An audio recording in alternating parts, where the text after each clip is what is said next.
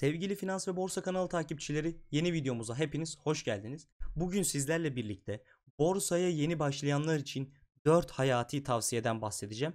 Bu videoyu çekmek için çok sabırsızlandım çünkü bu 4 hayati tavsiyeyi bilmeden borsada işlem yapanlar, gerek yeni başlayan olsun gerekse orta süredir işlem yapıyor olsun ama bu 4 hayati tavsiyeyi uygulamıyor ve bilmiyorsa borsada zarar etme ihtimali çok yüksektir. O yüzden şimdi sizlere borsaya yeni başlayanlar için 4 hayati tavsiye videosuna başlayacağım. Videoya başlamadan önce kanalımıza abone olup zil bildirimlerini açarsanız videolardan erken haberdar olabilirsiniz. Videoya beğeni atarak ve yorumlarda istek videolarınızı belirterek bir sonraki videonun konusuna karar verebilirsiniz. Destekleriniz için şimdiden çok teşekkür ederim. Lafı fazla uzatmayalım ve hemen videomuza geçelim.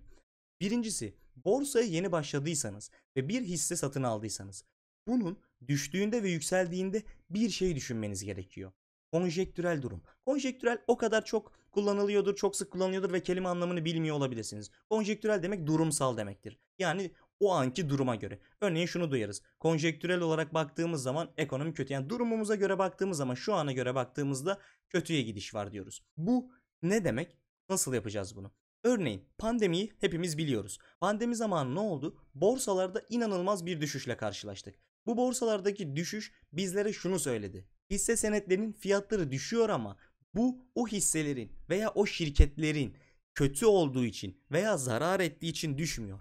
Genel olarak tüm dünyadaki hisseler ve tüm dünya borsalarında bir düşüş var deniliyordu. O yüzden ben A, B, C hisselerinden satın alsaydım ve pandemiyle birlikte ciddi bir düşüş yaşasaydım bunları zarardan satmak zorunda değildim.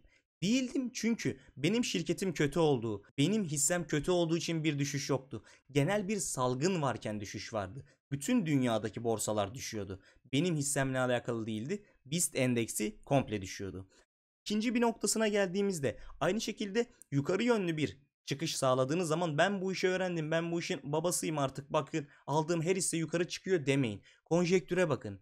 Bütün dünya borsaları mı yukarı gidiyor veya Türkiye'deki borsa BIST 100 endeksi yukarı yönlü gidiyor da siz o yüzden mi aldığınız hisse yukarı yönlü gidiyor? Yoksa sizin aldığınız hisse borsa düşerken de mi yukarı çıkıyor?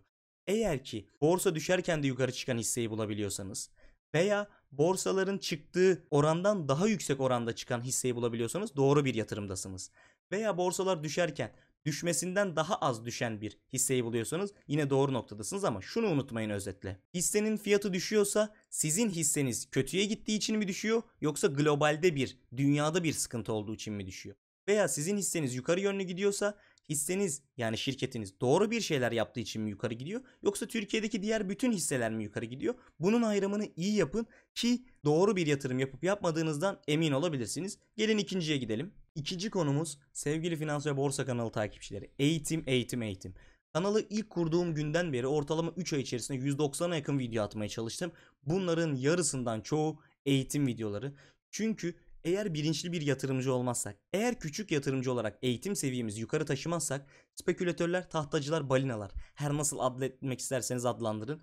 Bunlar her zaman bizim üzerimizden, bizim sırtımızdan para kazanacak. Ama biz bilinçli olduğumuz zaman bir hisse iyi bir bilanço açıkladığı zaman ertesi gün düşürülüp ucuzdan mal toplanmaya çalışıldığında ben hissemi satmazsam zarar etmem. Herhangi bir ufak bir krizde dip giden hisseleri bu spekülatörlere kaptırmam. Eğer ki ben eğitimli ve bilinçli olursam mutlaka ve mutlaka sonunda uzun vadede kar eden ben olacağım.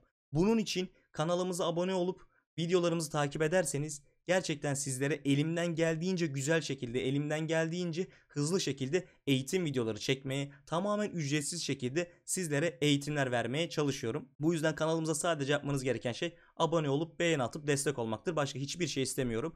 Elimden geldiğince de binlerce video, yüzlerce video daha eğitim içerikleri çekeceğim. İkinci en önemli tavsiyemiz aslında bu hayatın tüm noktasında geçerli olan tavsiye eğitim.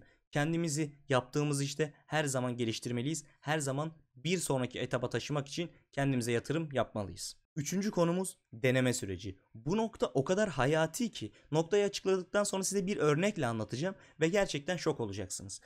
Kendinize borsaya başladığınızda bir deneme süreci oluşturun. Gerek bunları demo hesaplarla yapabilirsiniz. Gerek de bir kağıt, bir defter, kalemle yapabilirsiniz bunu. Kendinize bir bakiye yazarsınız. Hisse senedini satın aldığınızı söylediğiniz fiyatı yazarsınız. Sonra sattığınız fiyatı yazarsınız. Bir ay bu işlemi yaparak bakarsınız.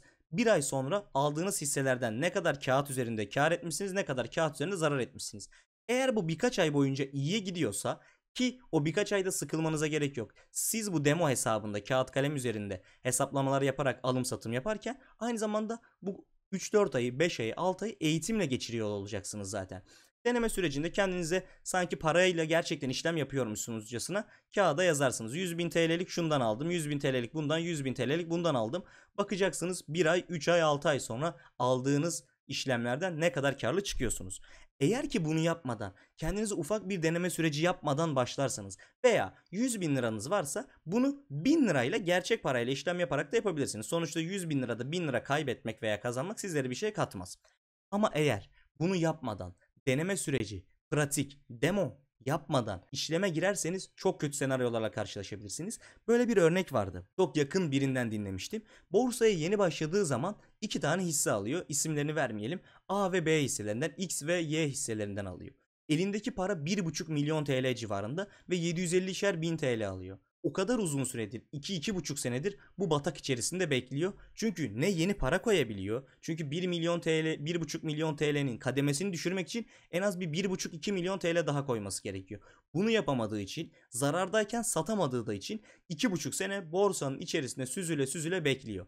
Ve bu süre zarfı içerisinde kendisini çok fazla geliştirmek isteyen eğitimci bir kişi olduğu için de eğitimler alıyor. Borsayı inanılmaz şekilde öğreniyor ama borsayı öğrendikten sonra işlem yapabilecek bir parası yok. Yavaş yavaş zarardan satarak eline para geçirip onları değerlendirmeye vesaire çalışıyor ama ilk başta eğitimsizce, denemeden, tecrübesi olmadan, bilgisizce yaptığı bu işlem 2,5 sene sonrasında çok iyi işlem yapmayı öğrense dahi elinde bir para olmadığı için onu işlem yapamaz hale getiriyor. Bu yüzden üçüncü çok önemli tavsiyem, mutlaka ve mutlaka kendinize bir deneme süreci ayırmanızı tavsiye ediyorum. Dördüncü ve en önemli noktalarımızdan biri, bu noktayı ben kendim çok anlayamasam da, neden olduğunu bilmesem de olduğunu şahit oluyorum. İnceleme yapmadan, analiz yapmadan, ıcığına cıcığına bakmadan alınan, satılan hisse senetleri. Bunları özellikle yeni başlayanların daha fazla yaptığını görüyorum. Hisseyi duyuyor, görüyor, önceden biliyor, iyi olduğunu düşünüyor ve hisseden alıyor. Bugün bir pazara gidip domates alsak bile çürüğüyle çürük olmayanı, suluyla sulu olmayanı, üzerinde bir lekesi olanla olmayanı, kabuğu büyük olanla olmayanı analiz etmeyi, incelemeye çalışıyoruz. Hep en tatlısını, en güzelini almaya çalışıp pazarda domatesler arasından seçmeye çalışıyoruz.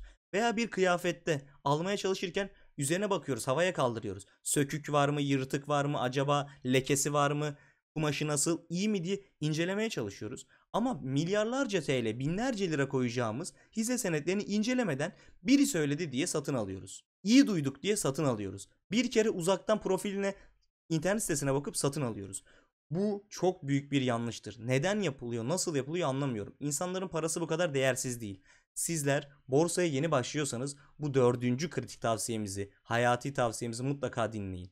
Mutlaka şirketleri inceleyin. Google üzerinden en azından onunla ilgili onlarca haber okuyun. Bilançolarını inceleyin. Teknik kısmını inceleyin ve bunları yapabilmek için iyi bir eğitim alın ama iyi bir analiz yapmadan, inceleme yapmadan, yani hisselerin içerisindeki çürüklerle sağlamları ayırt etmeden, lekeliyle lekesizi, söküğü olanla yırtığı olanla olmayanı ayırt etmeden yüklü miktarda hisse senedi almayın. Bu 4 tavsiyemizi borsaya yeni başladığınızda, uyguladığınızda göreceksiniz ki yatırım camiasında, yatırım hayatınızda çok çok olumlu seviyelere gidiyorsunuz. Hemen hızlıca özetlemem gerekirse bir dakikada, konjektürel analiz yapın. Hisse senedinizin fiyatı artıyorsa globalde mi artıyor, yoksa siz doğru mu seçtiniz, ya da düşüyorsa siz yanlış mı seçtiniz veya globalde mi düşüyor, bunu ayırt edin.